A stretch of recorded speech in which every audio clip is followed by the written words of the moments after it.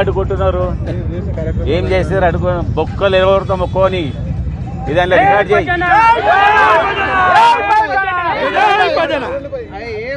ఇదాన్ని record చేయి, టీవీలో play చేయి. తప్పు చేసిన ఏమైనా కొడుకు ఉంటే వాడు భయం పడతాడు, చేస్తాడు. చేత కానీ దద్దమ్మలంతా ఇవన్నీ ఎన్నికలలో ఎక్కడ పోతున్నారు. ఒక కార్పొరేటర్ గెలవరు, హైదరాబాద్ సిటీలో ఒక ఎమ్మెల్యే గెలవరు. ఇవన్నీ మీరు కళ్ళతో చూస్తూ ఉంటారు. అప్పుడు ఏం చేయాలి? ఈ కాకిగోళలు చేస్తుండాలి. దీనికి మేము బెదురుతాం. నాకు 40 ఏళ్ళు అయింది. ఈ ఇంచు జరగం మేము అడిగేది. రెండోది, మా కార్యకర్తలు ఎట్లా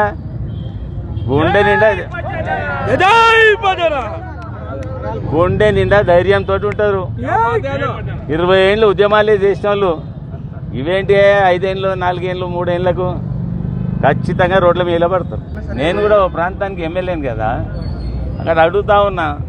10 ఏళ్ళకి వస్తే 30 ఏళ్ళు దాటేస్తున్నారు.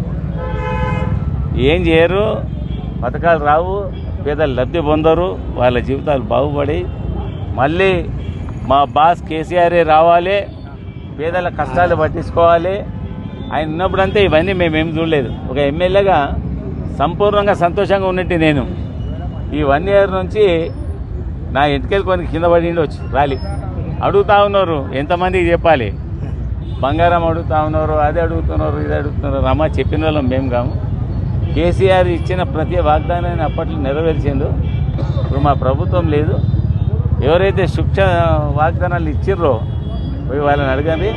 బట్టలు చింపరు, ఉత్త అడగకూడరు అని చెప్తున్నాం.